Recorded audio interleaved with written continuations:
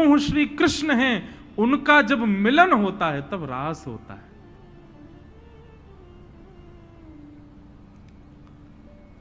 ब्रज की गोपियां, ये सब संत हैं त्रेता युग के, जो राम जी के दर्शन करने की अभिलाषा में अपने प्राण त्याग देते हैं। हनुमान जी इनको जाकर के आश्वासन देते हैं, आप चिंता मत कीजिए, इस युग में आपको ठाकुर जी नहीं मिल पाए, लेकिन ठाकुर जी ने वरदान दिया है, जितने संतों को हम त्रेता युग में नहीं मिल पाए, ये समस्त संत अपने भजन के बल से द्वापर में ब्रज की गोपी बनकर के आएंगे, और हम राम ही कृष्ण बनकर के आएंगे। हमारे कृष्ण रूप को निहारते ही इन सब संतों को गोपी रूप में हमसे प्रेम हो जाएगा।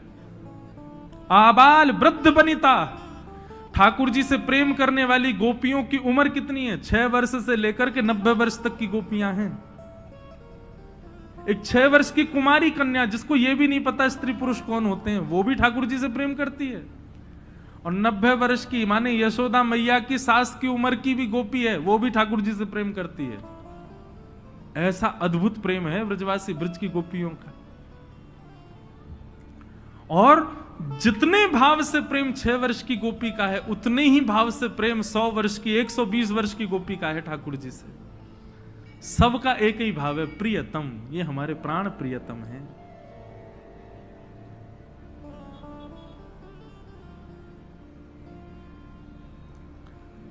बंधुओं, ये गोपियां जानती हैं कि साक्षात पर ब्रह्म है। गोपी गीत में गोपियां कहती हैं, न खलु गोपिका नंदनो भवान अखिल देहिना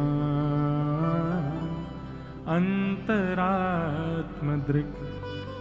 वेखन सार्थ तो विश्वगुप्तये सखउ देवान् सात्वतां कुले। अभी आगे प्रसंग आएगा, लेकिन पहले भाव आ गया तो बता देता हूं। जब ठाकुर जी अंतर ध्यान हो गए, तब गोपियों ने गोपी गीत गाया, और गोपी गीत में गोपियां कहती हैं, बहुत सावधानी से सुनिएगा बंधुओं, सब लोग इधर देखो, बिल्कुल एकाग्रचित्त होकर सुनो। गोपियां कहती हैं, बोले नाथ, ये तुम हमको अकेला छोड़ करके चले गए हो, हम सब जानती हैं तुम नंद बाबा के लाला नहीं हो। तो ठाकुर जी घबरा गए। जैसी गोपियों ने कहा, नखलु गोपिका नंदनो भवान, तुम यशोदा के पुत्र नहीं हो, तुम नंद बाबा के पुत्र नहीं हो, तो ठाकुर जी घबरा गए। ठाकुर जी को लगा कहीं इनको ये तो नहीं पता चल गया कि मैं वसुदेव देवकी का पुत्र हूं। कहीं जाके इन्होंने पूरे गोकुल को बता दिया, वृंदावन को बता दिया, तो बड़ी विवाद हो जाएगा यहां। तो गोपियां कहती हैं, नखलु गोपिका नंदनो भवान, आप नंद और यशोदा के पुत्र नहीं हो। और तुरंत गोपियां क्या कहती हैं, हम जानती हैं आप कौन हो। बोले कौन है? बोले अखिल देहि नाम अंतरात्म दृक्, अखिल ब्रह्मांड नायक हैं आप, और अखिल ब्रह्मांड में रहने वाले प्रत्येक जीवात्मा के चित्त के धारक हैं। हमें पता है आप पृथ्वी पर क्यों आए हो। बोले वेखन सार्थितो विश्वगुप्तये, ब्रह्मा ने आपकी स्तुति की थी, और स्तुति करके आपसे कहा था कि पृथ्वी के भार को हल्का करने के लिए हे परब्रह्म नारायण आप अवतरित होइए। जैसे ये बात भगवान ने सुनी, भगवान सिर पकड़ के बैठ गए। बोले मैं तो सोच रहा था कि कहीं इनको ये ना पता हो कि मैं वसुदेव देवकी का पुत्र हूं, पर इनको तो यही पता है कि मैं साक्षात परब्रह्म हूं। मुझे तो लगा था इनको एक भेद ना पता हो, इनको तो सबरे भेद पता है मेरे। इस श्लोक से यह बात सिद्ध हो जाती है कि गोपियां ठाकुर जी से प्रेम क्यों करती हैं, क्योंकि वो जानती हैं साक्षात परब्रह्म है। ये प्रेम करने की वस्तु केवल ये है। ये गोवर थापने वाली गोपियां हैं, ये कोई अच्छे स्कूल कॉलेज में नहीं पढ़ी हैं, ये ऐसी अनर्गल भाषा बोलती हैं, ऐसे अल्लड़पने में रहती हैं, ज्यादा पढ़ी लिखी नहीं है, अनपढ़ गंवार हैं, लेकिन ये सब जानती हैं, जो हम लोग भी नहीं जानते वो ये गोपियां जानती हैं। कैसे जानती हैं? क्योंकि इनको वरदान त्रेता युग से प्राप्त है। ये अपने पूर्व जन्म से ही ठाकुर जी से प्रेम करती हैं। ठाकुर जी ने वरदान दिया है कि आप ही लोग त्रेता युग में आएंगे गोपी बन करके द्वापर में, और मैं आपको प्रियतम के रूप में प्राप्त होऊंगा। इसलिए गोपियां सब ठाकुर जी से प्रेम करती हैं। भगवान ने चीर हरण करके सब गोपियों से कहा कि हम शरद पूर्णिमा की रात्रि पर आप लोगों के संग रास विहार करेंगे। आज जैसी शरद पूर्णिमा का चंद्रमा उदित हुआ, सब गोपियां अपने अपने गृह कार्यों में लगी थीं, लेकिन जैसे ही शरद पूर्णिमा के चंद्रमा को देखा, सब गोपियों का मन रूपी मयूर नृत्य करने लगा। ये तो वही तिथि आ गई जिस तिथि में हमको ठाकुर जी से मिलना है। जो जो जिस कार्य में थी, कार्य तो कर रही है लेकिन मन उसका वहीं लगा हुआ है ठाकुर जी में। तभी ठाकुर जी ने वन में जाकर के कदम्ब वृक्ष के नीचे बैठ करके अपनी कोमल उंगलियों से वेणु को आच्छादित करते हुए प्राण पिरोए, बाज उठी वंशी वृंदावन में।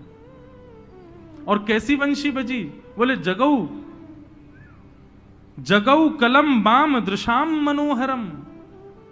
ठाकुर जी ने ऐसे क्लीम शब्द का प्रयोग किया कि कृष्ण प्रेम में उन्मुक्त गोपियों को ही वह स्वर सुनाई दे रहा था। बाकियों को तो केवल यह लग रहा था कि कोई वंशी बजा रहा है, लेकिन कृष्ण प्रेम में उन्मुक्त गोपियों को लग रहा था श्याम सुंदर हमें बुला रहे। अच्छा बंधुओं देखो, ये आज भी होता है। वक्ता कथा करता है, वक्ता की जीभ पर ठाकुर जी क्लीम शब्द बुलवा देते, उससे क्या होता है? हजारों लोग बैठे हैं सामने, पर कथा प्रभाव उसी के चित्त पर डालती है जिसके चित्त में श्याम सुंदर होंगे, जिसके चित्त में प्रेम होगा। सब पर कल्याण नहीं करती कथा। चाहे आप हजारों की तादाद में आ जाओ, दो चार पंडाल लगा के लाखों की तादाद में आ जाओ, केवल उसी पर प्रभाव होगा कथा पर, कथा का जिससे ठाकुर जी चाह रहे होंगे कि प्रभाव हो। और ये बात यहां पुष्ट होती है। ठाकुर जी ने वंशी बजाई, लेकिन वंशी स्वर है ये तो सबको सुनाई दे रहा था, पर वंशी शब्द है ये केवल कृष्ण प्रियसियों को सुनाई दे रहा था। कृष्ण प्रेम में उन्मुक्त गोपियों को ये नहीं लग रहा था स्वर बज रहा है, उनको तो शब्द सुनाई दे रहा था। चल रही गोपी क्या कर रही है यहां पर, मैं तेरा इंतजार कर रहा हूं, जल्दी आ। ठाकुर जी मानो सबके कानों में जा जाकर के बोल रहे हूं। और जिस गोपी के कान में जाकर के ठाकुर जी ये शब्द कहते कि चल गोपी जल्दी आ, मैं तेरी प्रतीक्षा कर रहा हूं, वो गोपी अपने कार्य को वहीं उसी स्थिति में छोड़ करके दौड़ती है ठाकुर जी से मिलने के लिए। गोपियां कोई दूध निकाल रही है, कोई सीरा बना रही है, कोई अपने ठाकुर अपने पति को भोग लगा रही है, भोजन करा रही है, कोई अपने बालक को सुला रही है, कोई स्नान कर रही है, कोई श्रृंगार कर रही है। जो जैसी स्थिति में है वैसी ही दौड़ रही है ठाकुर जी के पास। यह भी विचार नहीं कर रही कि कम से कम ये कार्य तो हम संभाल जाएं, नहीं। बंधुओं, ठाकुर जी की भक्ति में सबसे ज्यादा आवश्यक क्या है? उत्कंठा। उत्कंठा का मतलब क्या होता है? इसको आज की अंग्रेजी भाषा में कहें तो एक्साइटमेंट। आप कितने एक्साइटेड हो मिलने के लिए, उत्कंठा कितनी है आपके अंदर, व्याकुल कितने हो, तड़प कितनी है उनसे मिलने की, वो ज्यादा जरूरी है। बाकी की सब भले ही न्यून हो, लेकिन उत्कंठा विशेष होनी चाहिए। और एक बात कहें, जिसके चित्त में उत्कंठा बहुत होती है ना, वो बाकी के कुछ कर ही नहीं पाता। ना वो जप कर पाता, ना वो तप कर पाता, ना वो कोई सेवा कर पाता। वो उत्कंठा ही इतनी ज्यादा होती है कि बाकी की सारी क्रियाओं में वो न्यून हो जाता है। गोपियां सब अपने अपने कार्यों में लगी थीं, सब यथावत छोड़ करके भागी ठाकुर जी से मिलने के लिए। अरे वर्णन तो ऐसा भी आता है कि कई कई गोपियां तो अस्त-व्यस्त वस्त्रों में ही भागी हैं। वस्त्र संभाल लें ये भी विचार नहीं हो रहा। कोई गोपी ने तो एक चोटी बनाई, एक तरफ के बाल खुले ही हैं, ऐसी भागी ठाकुर जी से मिलने। अंज लोचने, एक गोपी ने एक आंख में काजल लगाया, दूसरी में लगाने वाली थी, इतने में ही वेणु की ध्वनि आ गई तो एक में ही लगा के भागी है। कोई गोपी अपना श्रृंगार कर रही है, आधे एक कान में तो कुंडल पहनो, दूसरे में पहनो ही ना, ऐसी भाग गई। अस्तव्यस्त वस्त्रों में, अस्तव्यस्त स्थिति में, अस्तव्यस्त भाव में दौड़े हैं ठाकुर जी से मिलने। ठाकुर जी यदि पुकारेंगे उस समय भी इतनी सुध तो नहीं रहेगी कि आप ये विचार कर लो कि मैं सज लूं, मैं संवर लूं, मैं व्यवस्थित हो जाऊं। इतनी सुध तो रह ही नहीं सकती। विदुरानी के घर गए, विदुरानी की हालत ऐसी हो गई, उल्टा पाटा बिछा दिया ठाकुर जी का, ठाकुर जी बैठ गए। इतनी व्याकुल हो गई, समझ ही नहीं आ रहा क्या करें। छिलका खिला दिए ठाकुर जी को, ठाकुर जी खा गए प्रेम से। फल फेंकती जा रही है और छिलका खाती जा रही है। वहां सबरी की स्थिति ऐसी हो गई कि वो ये भी विचार नहीं कर रही कि ठाकुर जी को भोग शुद्ध लगना चाहिए। अरे कहीं ठाकुर जी को खट्टे बेर ना खिला दो। स्वयं खाती हैं और जब मीठे होते तब ठाकुर जी को देती है, और जो खट्टे होते उनको फेंक देती है। ठाकुर जी जीवन में आएंगे और आपको सुध रहे तो हो ही नहीं सकता कि ठाकुर जी आए हों। ठाकुर जी आएंगे तो सुध नहीं रह सकती।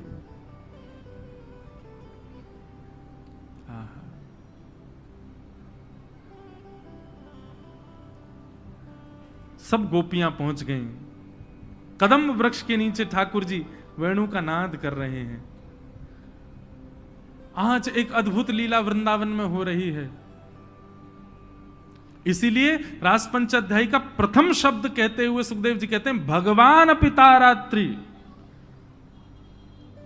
इस लीला को सुनते समय ये याद रखना कि श्री कृष्ण भगवान हैं, उन पर संशय मत कर लेना किसी भी रूप से। गोपियां सब आ गईं, सब सामने आकर के लाखों गोपियां खड़ी हैं, ठाकुर जी वेणुनाद कर रहे हैं। इतने में ही सुखदेव जी से परीक्षित जी ने एक प्रश्न किया, और प्रश्न करते हुए परीक्षित जी ने एक भाव रखा कि महाराज, परब्रह्म परमात्मा जिसको हम परमेश्वर कहते हैं, उसके प्रति ये गोपियां प्रियतम का भाव रखती हैं, क्या ये अपराध नहीं है? उस परमात्मा के प्रति प्रियतम का भाव रखना और उससे प्रेम करना और उसको पति के भांति दर्जा देना, ये अपराध नहीं है? यहां पहली बार सुखदेव जी को गुस्सा आया। सुखदेव जी कहते हैं उक्तम पुरस्तादे तत्ते चेद्य सिद्धिम यथागतः दुषन्नपि ऋषिकेशम किमुतादोक्षज प्रिया। अरे परीक्षित, तुमने ये प्रश्न तब क्यों नहीं किया जब शिशुपाल 100 गाली दे रहा था भगवान को कि भैया शिशुपाल तो भगवान को इतनी गाली दे रहा है, फिर भगवान ने उसको सदगति क्यों दे दी? तुमने ये प्रश्न तब क्यों नहीं किया जब हिरण्यकश्यप भगवान को मारने के लिए खड़ा हो गया और भगवान ने मार करके उसको सदगति दे दी? तुमने ये प्रश्न मुझसे तब क्यों नहीं किया जब पूतना भगवान को मारने आई और भगवान ने उसको मातृगति प्रदान कर दी? मतलब राक्षस भगवान से बैर करें और उनको वैकुंठ मिल जाए तो तुम्हारे चित्त में प्रश्न नहीं उठता है, लेकिन कोई भगवान से प्रेम करे तो तुम मुझसे प्रश्न कर रहे हो कि ये अपराध नहीं है?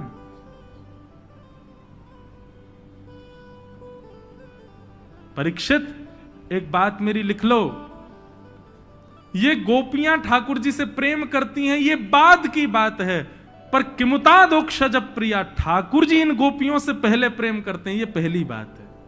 अब बताओ, अब क्या कहोगे तुम? ये गोपियां प्रेम करती हैं ठाकुर जी से? नहीं, ठाकुर जी प्रेम करते हैं इनसे। बताओ अब क्या कहोगे? सुखदेव जी ने परीक्षित जी ने कान पकड़े, सॉरी क्षमा करें, मेरे को संशय हुआ। रास पंचाध्यायी पर कभी संशय मत करना, ठाकुर जी के रास विहार पर कभी संशय मत करना, ये काम लीला नहीं है बंधुओं। श्रीमद् भागवत में रास पंचाध्यायी के विश्राम में बताया कि जो रास पंचाध्यायी को सुनता है उसके हृदय का सबसे भयानक रोग काम नष्ट और हो जाता है, ऐसा रास पंचाध्यायी है। गोपियां सब सामने खड़ी हैं, ठाकुर जी ने अपनी वेणु को नीचे किया, नेत्र खोल करके गोपियों को देखा और देख करके ठाकुर जी कहने लगे, स्वागतम वो महाभाग प्रियम किम करवाणि व ब्रजस्यानामयं कश्चित् ब्रूतागमन कारणम। आइए आइए आइए, स्वागत। वृतागमन कारणम, इतनी रात्रि में आप सबका यहां आने का मैं कारण जान सकता हूं? आप सब अपने पतियों को, बच्चों को, परिवारों को छोड़ करके यहां क्यों आए हो? बहुत सावधानी से सुनिएगा। कभी कभी ये प्रश्न कथा सुनने वालों के चित्त में भी प्रकट हो जाता है, हम 4 घंटा अपने घर परिवार सबको छोड़ छाड़ के यहाँ काय को बैठे हैं, हम क्यों आए हैं? ये प्रश्न आपके चित्त में नहीं प्रकट होता, ठाकुर जी प्रकट करवाते हैं जबरदस्ती, ताकि संशय हो आपको स्वयं की भक्ति पर और आप उठ के चले जाओ यहां से। ज्यादा भक्ति करने वालों को कभी कभी उनका मन विच्छिन्न हो जाता है, नाम जप से, ठाकुर जी की सेवा से, ठाकुर जी के भजन से उनका मन हटने लग जाता है। कभी कभी बीच में ऐसा होता है, ये ठाकुर जी करते हैं जानबूझ के, देखूं तो सही अब ये क्या करेगा। इसलिए कभी विचलित मत होना। नाम जप में कभी कभी रुचि कम हो जाए, पहले ज्यादा थी अब कम हो गई। कथा में रुचि थोड़ी सी कम लगे, पहले ज्यादा थी अब कम हो रही है। ये सब ठाकुर जी की परीक्षा है। आप उसी स्तर पर खड़े रहो, आप विचलित मत हो, आप वहां से अलग मत हो। गोपियों से पूछने लगे अपने आने का कारण बताओ, और पतिव्रता नारी का धर्म क्या होता है वो सब ठाकुर जी समझाने लगे। अरे पति के बिना तो किसी अन्य की ओर देखना भी नहीं चाहिए, ये होता है वो होता है, आदि आदि सब पतिव्रता नारी के यहां पर पाठ पढ़ाने लगे। भगवान ने कहा अपने आने का कारण बताओ। गोपियां बोली हम बोलें? बोले जी बोलो। तब गोपियों ने यहां प्रणय गीत गाया। गोपियां कहते हैं कि मैवं विभोर्हति भवान गदितुं नृशंसं संत्यज्य सर्व विषयांस्तव पादमूलम् भक्ता भजस्व दुर्वग्रहमान् त्यजास्मान् देवो यथादि पुरुषो भजते मुमुक्षु। गोपियां कहती हैं ठाकुर जी आप भगवान हो, आपको नहीं पता कि भक्त कितनी पीड़ा सह करके बनता है। दूसरी बात, आप हमको पतिव्रता नारी का धर्म समझा रहे हो कि पतिव्रता नारी को अन्य पुरुष को देखना भी नहीं चाहिए, ये नहीं करना चाहिए, वो नहीं कर। आपको क्या लगता है हमको नहीं पता ये सब बातें? क्षमा कीजिएगा, आप हमको व्यभिचारिणी मत समझिएगा ठाकुर जी, कि हम विवाह के पश्चात, विवाह के उपरांत अपने पतियों को छोड़ के आपके पास आई हैं। हम इसलिए नहीं आई हैं आपके पास, हमारी कोई चाह नहीं है आपसे। गोपियां यहां एक बात कहती हैं और कहते हुए कहती हैं आप हमारा कभी स्पर्श मत कीजिएगा, आप हमसे कभी मत मिलिएगा, जीवन में कभी हमको दिखिएगा मत। हमारा प्रेम तब भी ऐसा ही रहेगा आपके प्रति। हमारा जो प्रेम है ना श्याम सुंदर, इस प्रेम में हमारी आपसे कोई कामना नहीं है। हमारी बस एक कामना थी कि हमारा जो आपसे प्रेम है उस प्रेम को आपने स्वीकार कर लिया, बस इतना ही प्रेम है हमारा। इससे अतिरिक्त हमको कुछ नहीं चाहिए आपसे। आप स्वीकार कर लो, फिर भले जीवन भर हमको यहीं छोड़ के चले जाओ, हम ऐसे ही रह लेंगे, लेकिन आप जो हैं वो सदा रहेंगे हमारे लिए, कभी नहीं बदल सकते। इसीलिए नारद भक्ति सूत्र में नारद जी महाराज कहते हैं, बोले प्रेम किसके जैसा? बोले ब्रज की गोपियों के जैसा। उनकी कोई कामना नहीं है ठाकुर जी से। प्रेमी की कामना होती है मिलो हमसे, देखो हमको, दिखो हमको, सब भावना होती है, पर ब्रज की गोपियों की कोई कामना नहीं। गोपियां कहती हैं पर नाथ, अगर आप हमें यह भी आश्वासन नहीं देना चाहते कि आपने हमारा प्रेम स्वीकार किया तो हम चली जाती हैं, पर जाते समय अपनी एक वस्तु आपसे मांगना चाहती हैं। भगवान बोले मेरे पास कोई वस्तु नहीं है तुम्हारी। बोले एक वस्तु है हमारी आपके पास। भगवान बोले क्या है? बोले चित्तम सुखेन भवता पहितम ग्रहेषु यन्निर्विशत्य तु करावपि गुह्य कृत्ये पादौ पदम न चलतस्तव पादमूला यामह कथम ब्रजमथो करवाम किंबा। नाथ, इस शरीर को कौन चलाता है? भगवान बोले मतलब शरीर किसकी आज्ञा से कर्म करता है? भगवान बोले मन।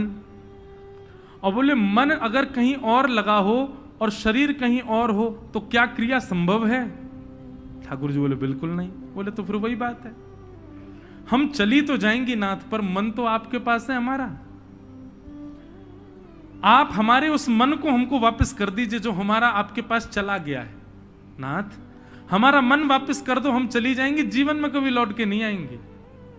केवल हमारे उस मन को हमको वापस कर दो, जिसको आपने हमारे घर में घुस घुस करके माखन चोरी करते करते चोरी किया है, हमारा चीरहरण करके चोरी किया है। वो मन हमारा वापस कर दो, हम अभी वापस चली जाएंगे यहां से। और यदि आप उस मन को वापस नहीं कर सकते तो हमको स्वीकार करो। एक गोपी बोली जे ना करेगो स्वीकार भैया, ना तो हमारा मन वापस करेगो ना हमें स्वीकार करेगो। तब सबरी बोली तो फिर कहा करें? बोले यही के वेदन में एक बात लिखी है। बोले कहा? बोले अंते यामति सा गति, अंत में व्यक्ति जो सोचते सोचते मर जावे अगले जन्म में वही मिले वाकू। तो बोली तो सबरी गोपियों याकू एक टक निहारो, याकू पलकन में भर लियो और याकू देखते देखते अपने प्राण त्याग दो। या जन्म में नहीं मिलेगो तो दारी को अगले जन्म में तो मिलेगो। अंते यामति सा गति। एक गोपी नाराज हो गई ठाकुर जी पे। सब गोपियां, और गोपियों का प्रेम ऐसा है रास पंचाध्यायी में कि क्षणिक में तो रुष्ट हो जाती हैं और फिर अगले क्षण में ही ठाकुर जी से प्रार्थना करती हैं। बोले ना लाला क्षमा कर दियो, हमने तो पे नाराज है गए, तो हमें स्वीकार कर लो लाला। जब गोपियों ने ये बात कही कि हमारा मन आपके पास है, वो हमें वापस कर दो,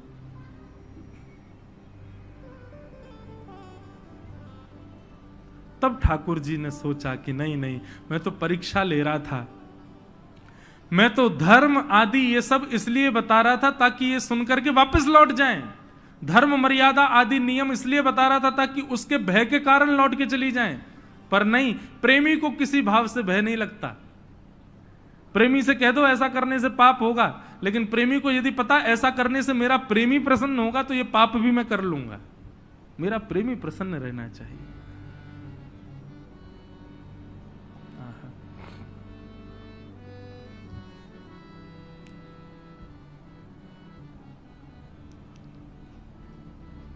गोपियां सब खड़ी हैं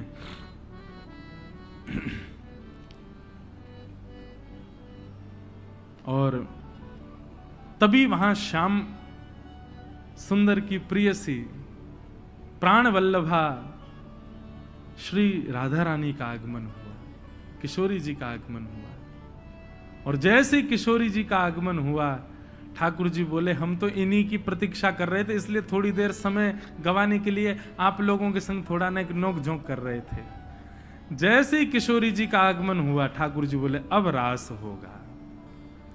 और श्याम सुंदर और श्यामाजू दोनों एक साथ समस्त गोपियों के संग रास करने लगे। रास का मतलब क्या है? मिलन।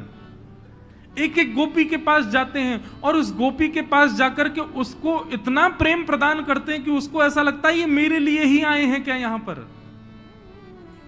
और जब श्याम सुंदर किसी से इतने प्रेम से मिलने के लिए जाएंगे तो वो प्रेम आतुर होकर के आनंद की अवस्था जब चरम हो जाती है तो नृत्य करना नहीं पड़ता, नृत्य अपने आप होने लग जाता है। जब गोपियों को दिखता कि श्याम सुंदर उनके समीप आ रहे हैं, उनके बनाई प्रसादी ग्रहण कर रहे हैं, उनके गले में गलवैयां डाल करके बैठे हैं, तो गोपियों का इतना आनंद होता कि वो नाचने लग जाती। और जब गोपियां नृत्य करती तो ठाकुर जी भी नृत्य करते। इसलिए रास में हमको नृत्य दिखाई देता है, पर नृत्य ही रास नहीं है। सब गोपियों के पास ठाकुर जी जा रहे हैं, सबको समय दे रहे हैं, सबके पास बैठ रहे हैं, पर उससे वही हो गया जो नहीं होना था। अभिमान हो गया गोपियों को। गोपियों को अभिमान क्यों हुआ बंधुओं? क्योंकि बिना गुरु आश्रय के ठाकुर जी के समीप गई हैं, बिना गुरुदेव की, बिना आचार्य कृपा के ठाकुर जी के समीप यदि गए, ठाकुर जी मिल भी गए तो कहीं ना कहीं कोई ना कोई दोष उत्पन्न हो सकता है। गोपियों को यह लगने लगा त्रिभुवन सुंदर ठाकुर जी और विश्व सुंदरी हम, जोड़ी बढ़िया है, हम विश्व सुंदरी हैं, तभी त्रिभुवन नायक हमारे रूप पर आतुर होके हमारे पास आ रहे हैं। भगवान को जैसे ये बात पता चली, भगवान बोले, अरे गोपियों, तुमने पूतना को नहीं देखा था क्या? वो तो अखंड सुंदरी बनकर के आई थी। उसको, वो जब आई थी तुम सब मोहित हो गई थी, मैंने तो उसको देखा तक नहीं। तुमको तब नहीं समझ आई ये बात कि मुझे सुंदरता नहीं रिझा सकती, और तुम अभिमान कर रही हो सब यहां पर। कोई गोपी गाने लग जाती और उसके गान पर यदि ठाकुर जी वाह वाह वाह वाह कर देते तो वो गोपी अपने गायन का अभिमान करने लग जाती। ठाकुर जी बोलते, अरे तुझे गजेंद्र मोक्ष की कथा नहीं पता क्या? अरे वो गजेंद्र तो बोलना भी नहीं जानता था, उसके सूंड से निकलने वाले स्वर से ही मैं रीझ करके चला गया, मुझे गायन नहीं रिझा सकता है। अभिमान क्यों करती है? इस प्रकार गोपियां सब अपने अपने गुणों पर मान करने लगी, अभिमान करने लगी। ठाकुर जी का मन विच्छिन्न हो गया। नहीं, ये गलत है। अभिमान करके मेरी प्राप्ति के लिए आओगे तो मैं तो चला जाऊंगा। और ठाकुर जी श्री जी को संग लेकर के गोपियों के बीच से अंतर ध्यान हो गए। और जैसे अंतर ध्यान हुए, व्याकुल हो गई गोपियां, मानो किसी ने प्राण ले लिए हों गोपियों के। गोपियां ढूंढने लगी, पूछने लगी, जड़ चेतन से भी बातें करने लगी। हे जड़, तुमने श्याम सुंदर को देखा? तुलसी से जाकर के पूछती है, तुम्हारे बगैर तो वो प्रसाद भी स्वीकार नहीं करते, तुमने उनको देखा? मोर से जाकर के कहती हैं, तुम तो उनके मुकुट में विराजते हो, तुमने उनको देखा? यमुना जी से जाकर के पूछती हैं, तुम्हारे तो तट पर वो सदा विहार करते हैं, तुमने उनको देखा? और सब जगह विचरण करते करते करते करते करते करते जब इतनी भाव विह्वल गोपियां हो गईं कि बस नेत्रों से अविरल अश्रुधार गिर रही है। उन अश्रुधारों ने जैसे ही यमुना जी में प्रवेश किया, उन अश्रुधारों के स्पर्श करते ही यमुना जी का जल बिल्कुल उष्ण हो गया, गर्म होने लगा, तपने लगा। यमुना जी ने श्याम सुंदर से प्रार्थना करी, ये गोपियां प्राण त्याग देंगी, हे नाथ प्रकट हो जाओ। तब ठाकुर जी ने कहा, नहीं, पहले इनका मान टूटना चाहिए, जब मान टूटेगा तब मैं जाऊंगा। तब गोपियों के हृदय के मान को भंग करने के लिए श्याम सुंदर तो नहीं, हमारी श्यामा जी वहां प्रकट हो गई। किशोरी जी के जैसे ही दर्शन किए, सब गोपियों ने चरणों में सर रख दिया और सर रख करके किशोरी जी से प्रार्थना कर रही है।